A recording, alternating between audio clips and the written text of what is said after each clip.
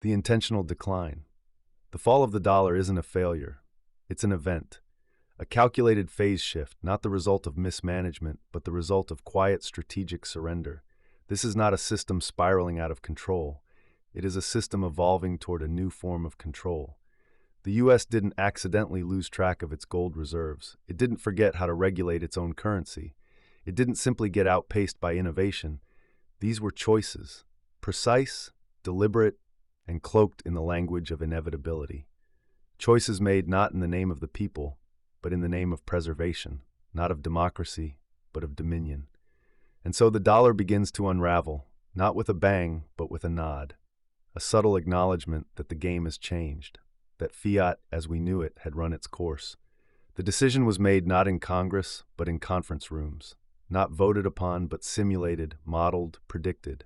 The world will not witness a sudden collapse. It will witness a controlled demolition. The question isn't when the dollar fell. The question is, when did they stop trying to save it? The death of the reserve. Once upon a time, the dollar was weighty, tethered to gold, to oil, to labor. But today it floats, not because it is free, but because it is unanchored. Detached from any underlying value, it persists by force of habit. It moves not because it must, but because nothing has yet replaced it. The reserve status remains in title only. Central banks continue to stockpile dollars out of convenience, not conviction. They speak in whispers about diversification, while their hands quietly shift into gold, into digital assets, into bilateral trade agreements that no longer need the greenback. Diversification, in this context, is not prudence. It is doubt, dressed in diplomacy.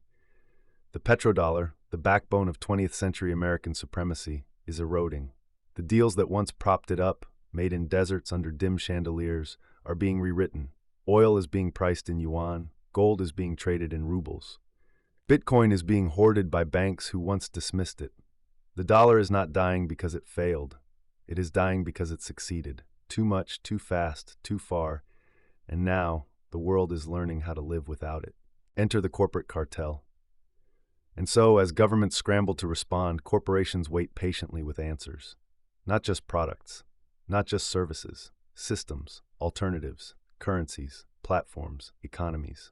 Gold and Bitcoin have emerged as the twin altars of the new monetary religion, not because they are morally superior, but because they are mathematically inevitable.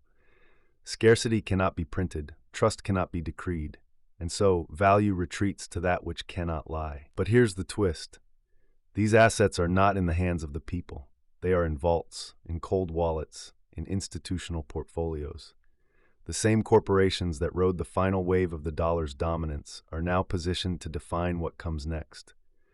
When the new standard arrives, pegged to something real, something finite, it will be the corporations who hold the keys, not the states. And the governments? They will not fight it, they will endorse it. They will be invited to the table, not as equals, but as guests, and they will accept, because not accepting would mean exclusion, irrelevance. The era of national sovereignty is giving way to corporate dominion, a new aristocracy draped in logos, not flags. The illusion of liberation then, the most elegant trick of all, the illusion of emancipation. As systems strain and collapse, a new offering will arrive, universal basic income, branded as fairness, marketed as compassion. It will arrive just in time, soft, smooth, convenient, a frictionless stipend to silence the chaos. Not a gift, but a subscription. Not freedom, but sedation. The money will be programmable, conditional, revocable, wrapped in layers of compliance and wrapped again in sleek UI. The age of bureaucracy will be replaced by the age of algorithmic justice, and the people will cheer. Because the instability was unbearable, because order feels like safety, because the alternative is an abyss, and the abyss has no refund policy. In that moment, Orwell's shadow darkens.